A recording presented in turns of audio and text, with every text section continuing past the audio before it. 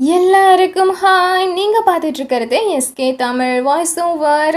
சரி வாங்க, இப்போ இந்த ட்ராமாவோட நெக்ஸ்ட் எபிசோட் பார்க்கலாம். ஆனால் அதுக்கு முன்னாடி ப்ளீஸ் இந்த வீடியோவுக்கு ஒரு லைக்கை போட்டுருங்க. ஏன்னா இப்போலாம் நீங்கள் லைக்கே பண்ணுறதில்ல, என்ன விஷயம்னு தான் தெரியல.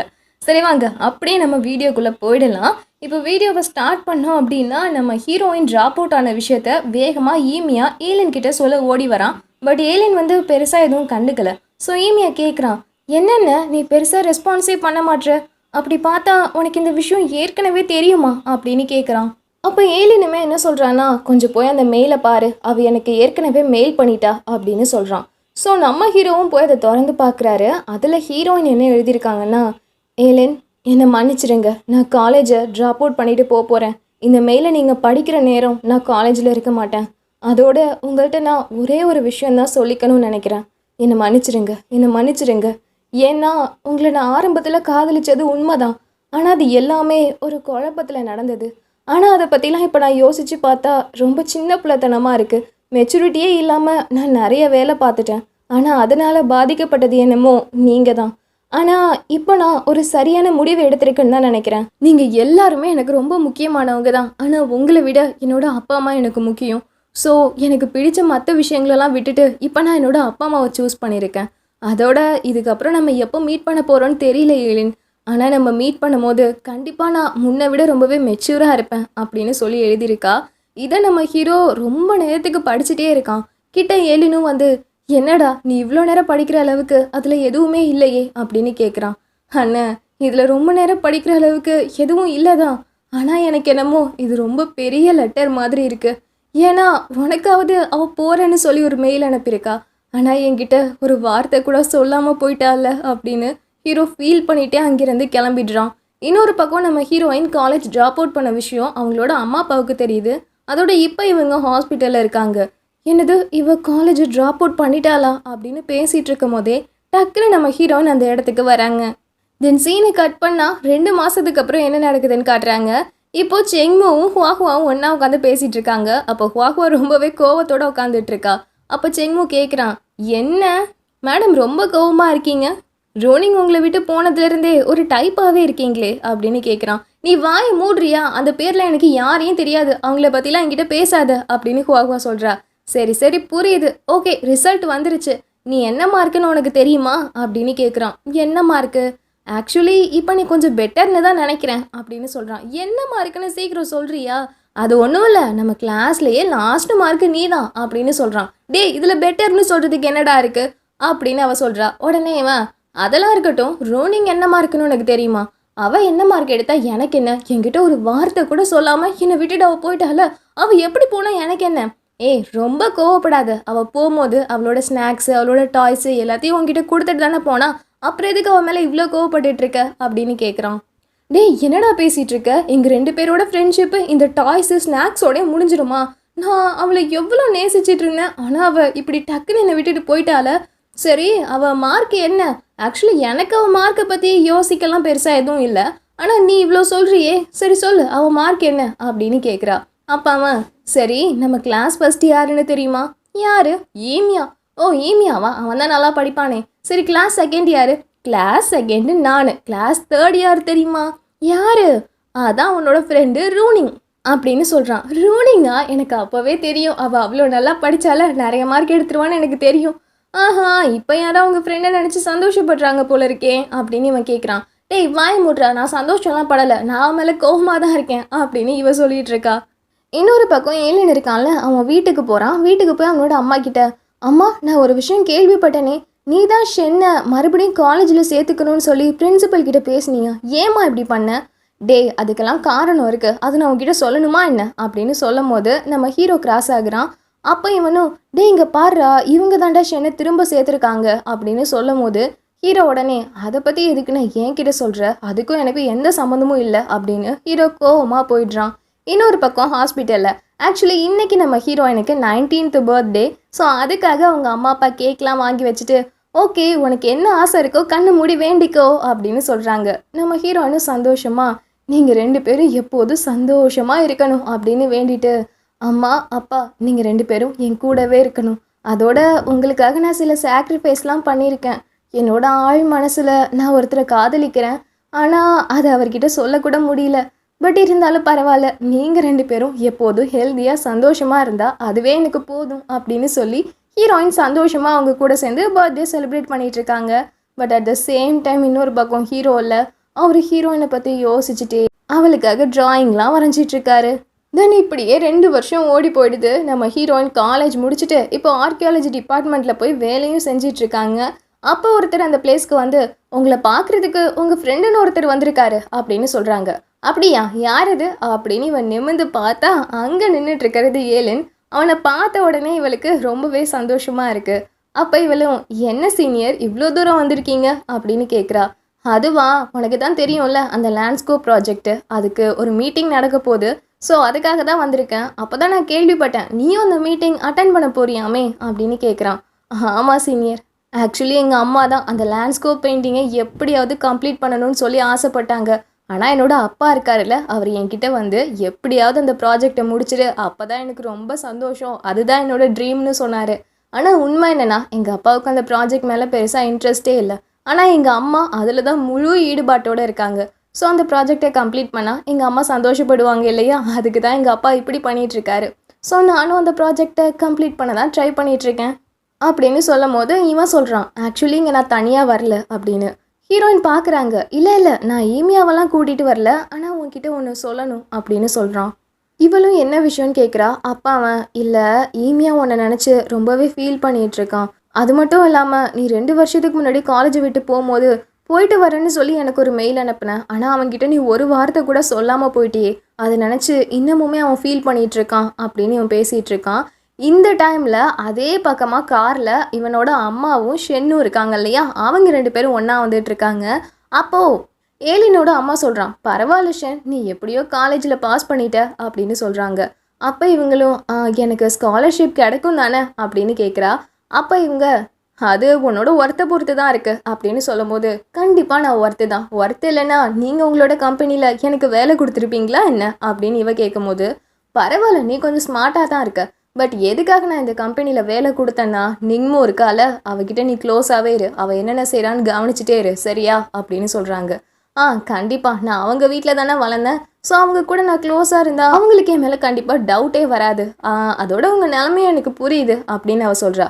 என்னடி என்னோட நிலமை உனக்கு என்ன புரியுது, ஏதோ அவள் என்கிட்ட இருந்து எதையோ பறிக்க பார்க்குற மாதிரிலாம் நீ பேசிகிட்டு இருக்க அப்படின்னு டக்குன்னு அவங்க திட்டிடுறாங்க. ஷென்னுக்கு ஒரு மாதிரி இருந்தாலும் அவள் எதுவும் எதிர்த்து பேசவே இல்லை. பட் இப்படி அவங்க பேசிகிட்டே வரும்போது தான் பார்த்தா ஒரு ரோட்டில் ஏலினும் நம்ம ஹீரோயினும் ஒன்றா நின்று பேசிகிட்டு இருக்காங்க. இதை பார்த்த உடனே இவங்களுக்கு ரொம்ப கோவம் வந்துடுது. பட் இந்த டைமில் தான் ஏலின் நம்ம ஹீரோயின் கிட்ட ஏதோ எமோஷ்னலாக சொல்லிட்டு இருக்கான். அது என்ன நம்மக்கிட்ட காமிக்கல. பட் இப்போ இவனோட அம்மா கால் பண்ணி, சீக்கிரமாக ஹோட்டலுக்கு வாடா, உனக்காக தான் நான் வெயிட் பண்ணிட்டு இருக்கேன் அப்படின்னு சொல்கிறாங்க. ஸோ இவனும் அங்கேருந்து வேகமாக கிளம்பிடுறான். நம்ம ஹீரோயினுமே அட் த சேம் டைம் அந்த ஹோட்டலுக்கு தான் வராங்க. அங்கே ஏதோ மீட்டிங் நடக்க போதான், ஸோ அதுக்காக வந்திருக்காங்க. அப்படி வரும்போது அங்கே இருக்க ஒருத்தவங்க, நீங்களும் சீக்கிரமாகவே வந்துட்டீங்களா அப்படின்னு கேட்குறாங்க. ஹீரோயினும், நீங்களும் சீக்கிரமாகவே வந்துட்டீங்கன்னா என்ன அர்த்தம் அப்படின்னு கேட்குறா. இல்லை, கொஞ்சம் நேரத்துக்கு முன்னாடி தான் உங்கள் அம்மா வந்தாங்க, நீங்களும் வந்துட்டீங்களா, அதான் சொன்னேன் அப்படின்னு அங்கே இருக்கவங்க சொல்லிட்டு போக, என்னது அம்மா இங்கே வந்தாங்களா, ஆனால் அவங்க ஹாஸ்பிட்டலில் இருக்கிறதால சொன்னாங்க அப்படின்னு சொல்லிட்டு நம்ம ஹீரோயின் கால் பண்ணும் போது டக்குன்னு ஏதோ ஒரு ரூம்லேருந்து இவளோட அம்மா ஓடி வராங்க. ஓடி வந்து ஃபோன் அட்டன் பண்ணி, சொல்லு ரோனிங், ஆக்சுவலி நான் இப்போ ஹாஸ்பிட்டலில் இல்லை, நான் ஷாப்பிங் பண்ணுறதுக்காக வெளியே வந்திருக்கேன் அப்படின்னு போய் சொல்கிறாங்க. நம்ம ஹீரோயினுக்கு ஒன்றும் புரியல. அப்படியே பார்த்துட்டே அம்மா அப்படின்னு கூப்பிட்றா. அவங்களும் திரும்புகிறாங்க. திரும்பிட்டு ரூனிங் அப்படின்னு பார்க்குறாங்க. உடனே அவங்க எந்த ரூம்லேருந்து வந்தாங்களோ அந்த ரூமோட கதவை போய் திறக்க பார்க்குறா. ரூனிங் என்ன செய்கிற, அங்கே போகாத அப்படின்னு இவங்க தடுக்கிறாங்க. இருந்துமே வேகமாக கதவை திறந்தா அங்கே நின்றுட்டு இருக்கிறது ஈமியாவோட அப்பா. ஹீரோயினுக்கு ரொம்பவே கோவம் வந்துடுது. இப்போ ஹீரோயினோட அம்மாவும், ரூனிங் இல்லைம்மா, நீ நினைக்கிற மாதிரி எதுவும் இல்லைம்மா அப்படின்னு சொல்கிறாங்க.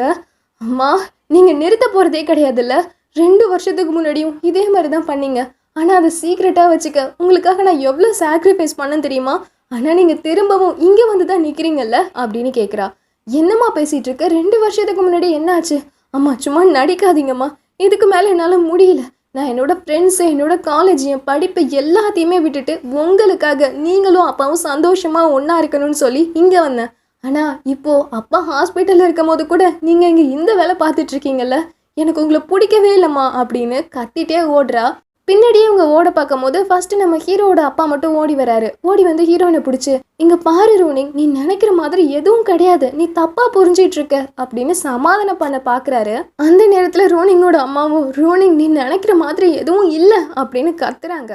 ஆனா அப்பயுமே ஹீரோயின், இல்ல எனக்கு உங்களை பிடிக்கவே இல்லைம்மா அப்படின்னு ஓடும்போது டம்மால்னு ஒரு சத்தம். என்னன்னு பார்த்தா நம்ம ஹீரோயினோட அம்மா இல்லை, அவங்க மாடியிலேருந்து குதிச்சிட்டாங்க. அவ்வளோதான், இவளால் அவள் என்ன பார்க்குறான்றதே நம்ப முடியல.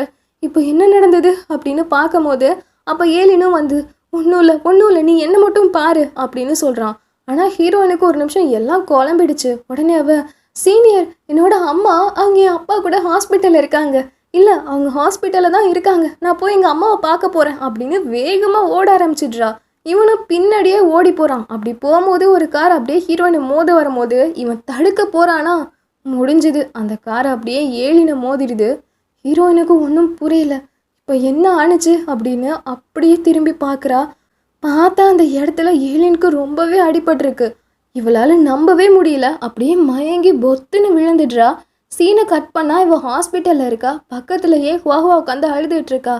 இவள் கண் முழிச்ச உடனே, ரோனிங் எந்திரிச்சிட்டியா, நீ 2 நாளாக மயக்கத்தில் தாண்டி இருந்த அப்படின்னு சொல்கிறா.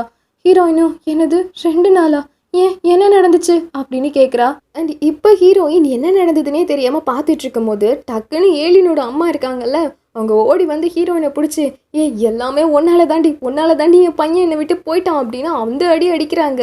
நம்ம ஹீரோவுமே வந்து தடுத்து, அம்மா உனக்கு நான் இருக்கேன் வாம்மா அப்படின்னு கூப்பிட்டுட்டு போகும்போது அவங்க நம்ம ஹீரோயினை பார்த்து, இங்கே பாரு, இப்போ உன் அம்மாவும் கூட இல்லை, என் ஏழினும் என் கூட இல்லை, இது எல்லாத்துக்கும் நீ தான் காரணம், நீ மட்டும்தான் காரணம், இதை மறந்துடாத அப்படின்னு சொல்லிட்டு போகிறாங்க ஹீரோயினுக்கு. பட் இதெல்லாம் கேட்கும் போது என்ன நடந்ததுன்னே சரியாக ஞாபகம் வர மாட்டுது.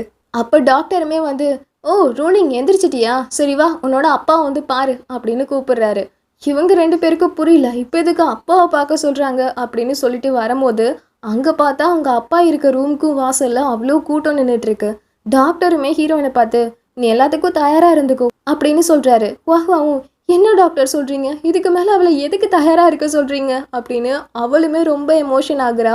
இப்போ நம்ம ஹீரோயின் அழுதுகிட்டே அப்படியே ரூம்குள்ளே வர்றாங்க. கரெக்டாக ஹீரோயின் ரூம்குள்ளே வரும்போது தான் அவளோட அப்பாவோட உயிர் போகுது. அவ்வளோதான். அதுக்கப்புறம் ஹீரோயினால் முடியல, அப்பா நீங்களும் என்னை விட்டு போயிட்டீங்களாப்பா அப்படின்னு சொல்லி ஆள ஆரம்பிக்கிறா.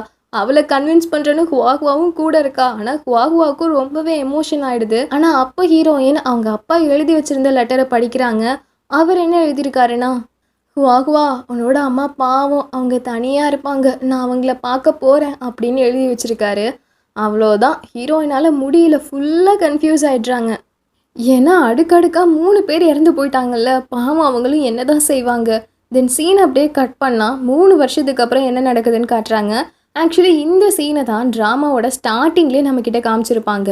இப்போ நம்ம ஹீரோயின் அதான் ஹீரோவோட ஃபேமிலிக்குன்னு ஒரு ஹோட்டல் இருக்கும்ல, அந்த ஹோட்டல் வாசலில் நிற்கும் போது நம்ம ஹீரோ அந்த பிளேஸ்க்கு வரான். வந்து, இங்கே நீ என்ன பண்ணிகிட்ருக்க அப்படின்னு கேட்கும் போது ஹீரோவோட அசிஸ்டண்ட் ஒருத்தவங்க வந்து, ஓ மேடம் நீங்கள் வந்துட்டிங்களா, ஆக்சுவலி சார் நம்ம வந்து லேண்ட்ஸ்கேப் பெயிண்டிங்கை ரீஸ்டோர் பண்ணுறதுக்கான வேலை பார்த்துட்ருக்கோம்ல, அதுக்கு ஹெல்ப் பண்ணுறதுக்கு புது ஆளாக இவங்க சேர்ந்துருக்காங்க, ஆக்சுவலி ப்ரொஃபஸர் கு தான் இவங்களை சேர்த்தது அப்படின்னு சொல்லி நம்ம ஹீரோயினை உள்ளே கூப்பிட்டுட்டு போயிடுறாங்க. நம்ம ஹீரோவுக்கு இது பிடிக்கவே இல்லை, ஒரு மாதிரி முறைச்சி பார்த்துட்டே இருக்கான்.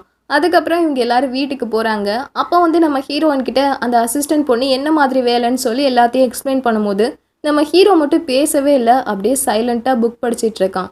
ஹீரோயினும் சரி நான் கிளம்புறேன் அப்படின்னு எழுந்தும் போது டக்குன்னு கையை பிடிச்சி இழுத்துடுறான். அப்போ நம்ம ஹீரோயின் தலையில் பென்சிலை சொருவி வச்சுருப்பாங்க, அது கீழே விழுந்துடுது. இப்போ அவளை பார்த்து, உனக்கு கொஞ்சம் கூட குற்ற உணர்ச்சியாகவே இல்லையா அப்படின்னு கேட்குறான். அப்போ ஹீரோயின், கையை விடு, ஆமாம் குற்ற உணர்ச்சியாக இருக்குதான், நான் பாவம் பண்ணவதான், ஆனால் அதுக்காக இப்போ என்னால் என்ன பண்ண முடியும்னு சொல்கிற, அதோட இங்கே பாரு, நான் வேணும்னு உன் வீட்டு பக்கம் வரல ஓகேவா, எனக்கு இங்கே வேலை கொடுத்துருக்காங்க, அதுக்காக மட்டும்தான் வந்திருக்கேன். ஒரு வேளை உனக்கு நான் இங்கே வேலை பார்க்குறது பிடிக்கல அப்படின்னா என்னை வேலையை விட்டு எடுக்க சொல்லி ப்ரொஃபஸர் கு கிட்ட போய் சொல்லு, அதை விட்டுட்டு இப்படிலாம் நடந்துக்காத அப்படின்னு சொல்லிட்டு ஹீரோயின் ஒரு மாதிரி தான் அவங்களோட ரூமுக்கே கிளம்பி போகிறாங்க. அப்படி போகும்போது நம்ம ஹீரோ வந்து ஹீரோயினுக்காக பலூன் ஃப்ளவர் வாங்கி வச்சுருப்பான்ல, அது அந்த பிளேஸில் இருக்குது. அது மட்டும் இல்லாமல் நம்ம ஹீரோயின் இப்போ பேக்கை திறக்கிறாங்க. அதில் பார்த்தா ஏலின் வரைஞ்சி கொடுத்துருப்பான்ல ஒரு ட்ராயிங், அது இருக்குது. ஆக்சுவலி இவளுமே இன்னும் ஏலினை பற்றிலாம் நினச்சிட்டு தான் இருக்கா. இதுவே இன்னொரு பக்கம் ஷென்னை காட்டுறாங்க. ஆக்சுவலி இப்போ இவ நம்ம ஹீரோ ஃபேமிலியில் ஒரு கம்பெனி இருக்கும் இல்லையா, அந்த கம்பெனியில் ஜாயின் பண்ணி ஒரு பெரிய பொறுப்பில் தான் இருக்கா. பட் இப்போ இவளுக்கு நம்ம ஹீரோயினும் அகெயின் இந்த பிளேஸ்க்கு வந்துட்டாங்கன்ற விஷயம் தெரிய வருது. ரொம்பவே கோவம் வந்துடுது. ச்சே, எங்கே போனாலும் இவ வேற வந்துட்டே இருக்காடா அப்படின்னு கோவப்படுறாங்க.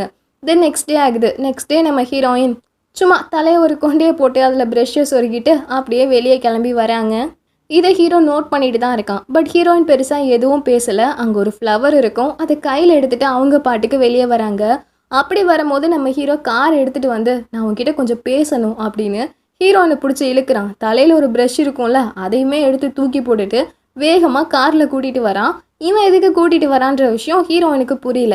பட் வந்ததுக்கப்புறமா உங்ககிட்ட நான் கொஞ்சம் பேசணும் அப்படின்னு சொல்கிறான். ஹீரோயின் உடனே இங்கே பாரு, நான் லேண்ட்ஸ்கேப் பெயிண்டிங்கை ரீஸ்டோர் பண்ணுற வேலைக்காக மட்டும்தான் வந்தேன். உங்ககிட்ட பேசுறதுக்கெலாம் என்கிட்ட எதுவுமே இல்லை.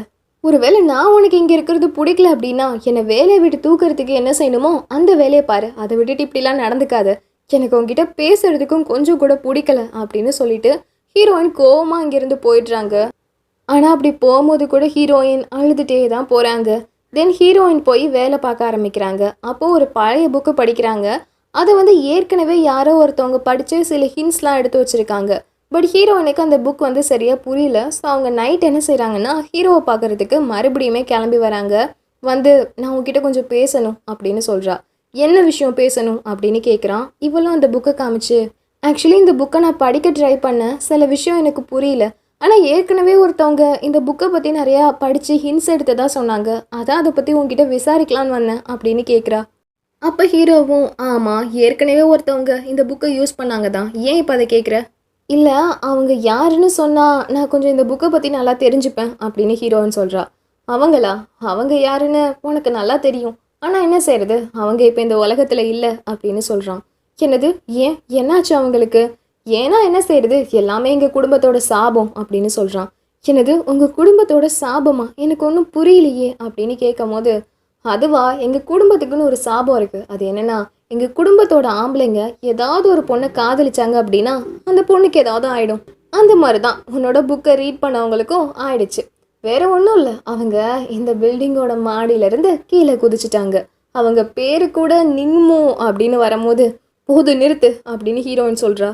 ஏன், என்னாச்சு அப்படின்னு ஹீரோ கேட்குறான். இல்லை இதுக்கு மேலே எதுவும் நீ சொல்லாத, நான் கிளம்புறேன் அப்படின்னு போகும்போது ஒரு நிமிஷம் இரு, இந்த மெடிசனுக்கு என்ன பதில் சொல்ல போகிற அப்படின்னு ஒரு மெடிசன் எடுக்கிறான்.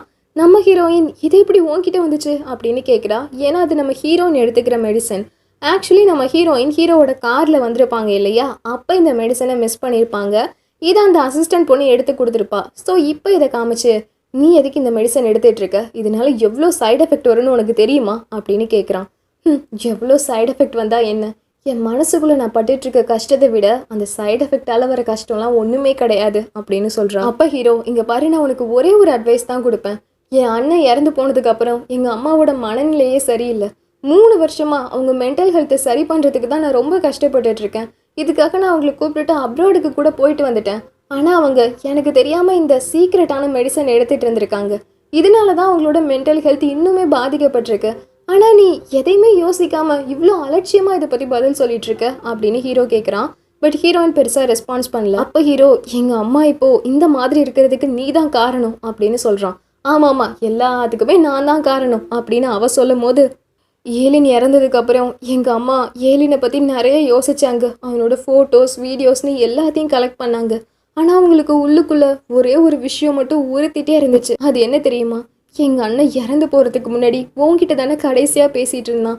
அவன் என்ன அப்படி உங்ககிட்ட பேசினான்னு சொல்லி அவங்க கேட்டுகிட்டே இருந்தாங்க. சொல்லு, எங்கள் அண்ணன் எங்களெல்லாம் விட்டு போகிறதுக்கு முன்னாடி உங்ககிட்ட என்ன பேசிகிட்டு இருந்தான் அப்படின்னு கேட்குறான். பட் ஹீரோயின் அதுக்கு பதில் சொல்லாமல் அப்படியே பார்த்துட்டே இருக்கா. கரெக்டாக இதோட இந்த எபிசோட் முடியுது. ஓகே, நெக்ஸ்ட் இன்னும் ஒரே ஒரு எபிசோட் தான் இருக்குது, அதோட இந்த ட்ராமாவே முடிஞ்சிடும். பட் இந்த டைமில் நான் உங்கள்கிட்ட ஒன்று சொல்லிக்கணும். அது என்னென்னா, இந்த ட்ராமாவுக்கு ஹாப்பி எண்டிங் தான். ஓகே, கவலைப்படாதீங்க. அண்ட் இன்னும் கொஞ்சம் நேரத்தில் அது வந்துடும். ஸோ வெயிட் பண்ணி பாருங்கள். பாய்.